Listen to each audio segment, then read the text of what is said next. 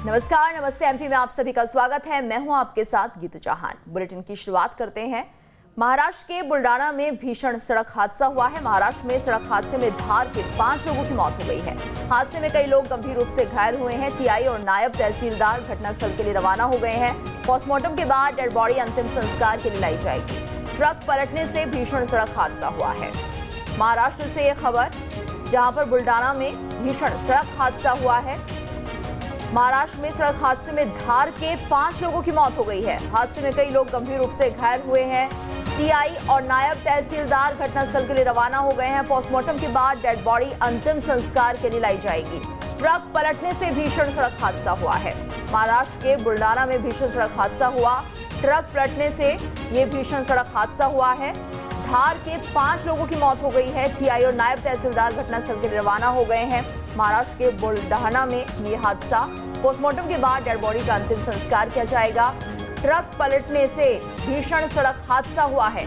महाराष्ट्र से खबर, जहां पर बुल्डाना में सड़क हादसा हुआ है। टीआई और नायब तहसीलदार घटनास्थल के लिए रवाना हो गए हैं। पोस्टमार्टम के बाद डेड बॉडी अंतिम संस्कार के लिए लाई जाएगी।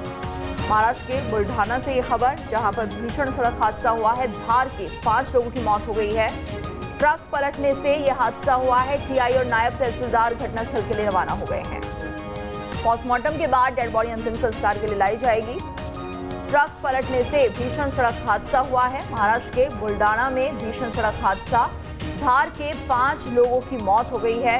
टीआई और नायब तहसीलदार घटनास्थल के लिए रवाना हो गए हैं। पोस्टमार्टम के बाद डेड बॉडी अंतिम संस्कार के लिए लाई जाएगी। ट्रक पलटने से भीषण सड़क हादसा हुआ है। महाराष्ट्र के बुल्डाना से ये खबर है। महाराष्ट्र में सड़क हादसे में धार के 5 लोगों की मौत हो गई है। टीआई और नायब तहसीलदार घटनास्थल के लिए रवाना हो गए हैं। पोस्टमार्टम के बाद डेड बॉडी अंतिम संस्कार के लिए लाई जाएगी। थोड़ी देर पहले सूचना मिली थी, महाराष्ट्र के बुल्डाना नामक जगह में एक एक्सीडेंट हुआ है, जिसमें मध्य प्रदेश के कुछ लोग हैं, उसमें 5 लोग धार के सूचना अभी हम लोगों को मिली है प्राइमरी। तो हम लोगों ने अभी यहाँ से एक नायब तहसीलदार, एक सब इंस्पेक्टर और 2 आरक्षक की टीम हमने रवाना की है, जो वहाँ पहुँच के और जो जिला प्रशासन है उनके साथ कोऑर्डिनेट करके हर संभव मदद जो उनको एक्सटेंड की जा सकती है वो करेंगे। तो आपको बता दें, महाराष्ट्र में सड़क हादसे में धार के 5 लोगों की मौत हो गई है। महाराष्ट्र के बुल्डाना में ये सड़क हादसा हुआ है। ट्रक के पलटने से यह हादसा हुआ है। धार के 5 लोगों की मौत हो गई है। पोस्टमार्टम के बाद डेड बॉडी अंतिम संस्कार के लिए यहाँ पर ट्रक पलटने से हादसा। महाराष्ट्र में सड़क हादसे में धार के 5 लोगों की मौत हो गई है। टीआई और नायब तहसीलदार घटनास्थल के लिए रवाना हो गए हैं। पोस्टमार्टम के बाद डेड बॉडी अंतिम संस्कार के लिए लाई जाएगी। महाराष्ट्र के बुल्डाना में भीषण सड़क हादसा, ट्रक पलटने से ये सड़क हादसा हुआ है। महाराष्ट्र में सड़क हादसे में धार के 5 लोगों की मौत हो गई है।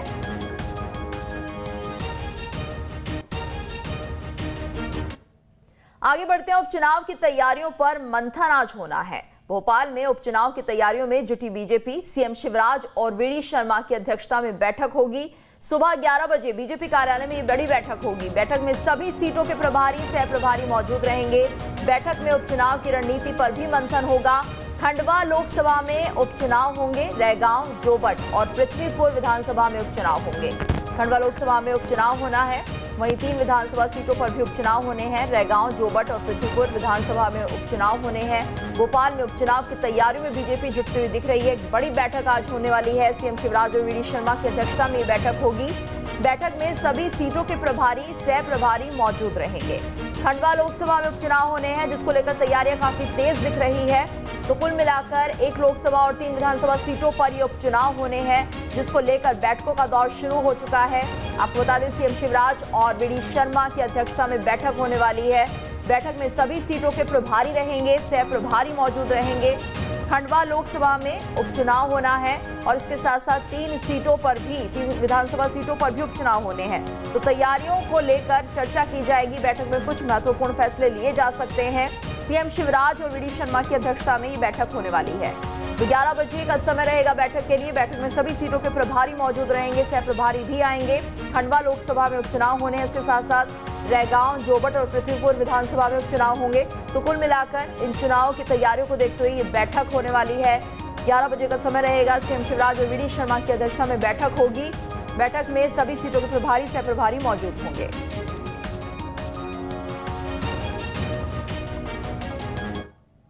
खबर भोपाल से, जहां पर मोबाइल वैक्सीनेशन वैन की शुरुआत होगी। सोमवार को मोबाइल वैक्सीनेशन वैन की शुरुआत होगी। कलेक्टर अविनाश लवानिया के निर्देश पर यह वैन चलेगी। अलग अलग जगहों पर लोगों का वैक्सीनेशन होगा।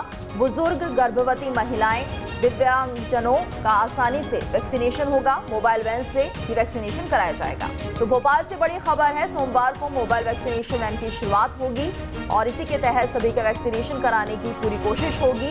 मोबाइल वैक्सीनेशन वैन की ये शुरुआत और लोगों को इससे काफी मदद मिलेगी। मोबाइल वैन से ही अब वैक्सीनेशन कराया जाएगा। सोमवार से इसकी शुरुआत होने वाली है। वैक्सीनेशन वैन रहेगी जो जगह जगह जाकर लोगों का वैक्सीनेशन करेगी। कलेक्टर अविनाश लवानिया के निर्देश पर इस वैन को चलाया जाएगा। अलग अलग जगहों पर लोगों का वैक्सीनेशन होगा।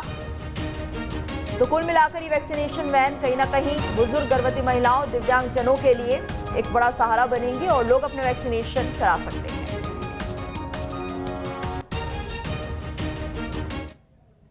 आगे बढ़ते हैं। भोपाल में सड़कों की हालत बारिश के बाद खस्ताहाल हो गई है। ऐसे में खस्ताहाल सड़कों को दुरुस्त करने की जिम्मेदारी सीएम शिवराज ने अपने हाथों में ले ली है। सड़कों को लेकर सीएम शिवराज ने अहम बैठक की, जिसमें सड़कों की खराब हालत को लेकर सीएम नाराज नजर आए और राजधानी परियोजना प्रशासन यानी कि सीपीए को समाप्त करने का निर्णय लिया गया। इसके साथ ही सीएम ने अधिकारियों को फटकार भी लगाई और साफ कह दिया कि सड़कों को जल्द से जल्द दुरुस्त किया जाए। इसे लेकर अब कोई बहानेबाजी नहीं चलेगी।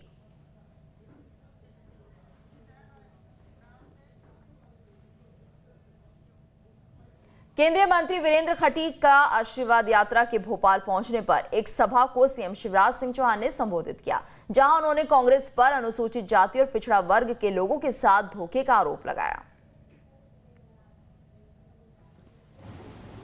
अनुसूचित जाति का इतना काम जितना भाजपा ने किया कोई पता नहीं किया।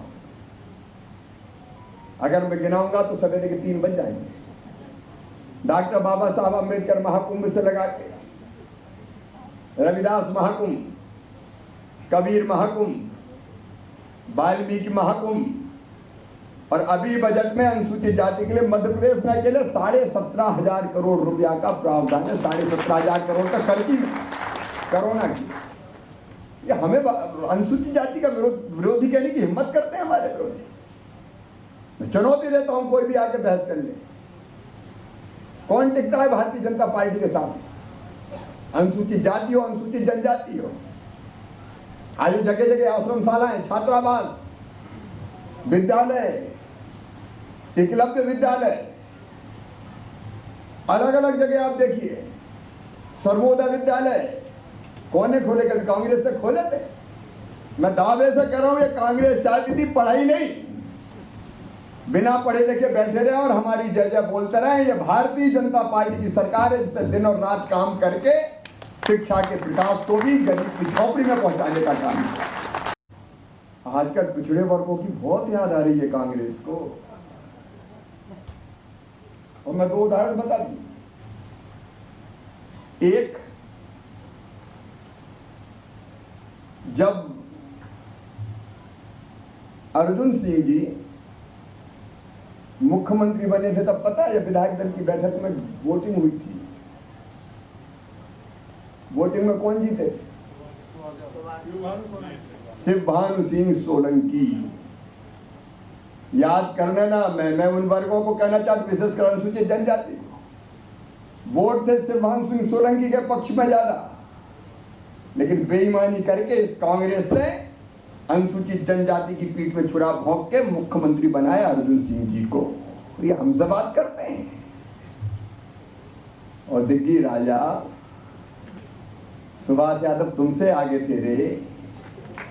तुमने पिछड़े को कभी मुख्यमंत्री नहीं बनने दिया। झूठा झुंझुना पकड़ा दिया 27% रिजर्वेशन, और बाद में इनको पता था कि कोर्ट में जाके, आज मैं कार्यकर्ताओं को बताना चाहता हूं, बहस करो।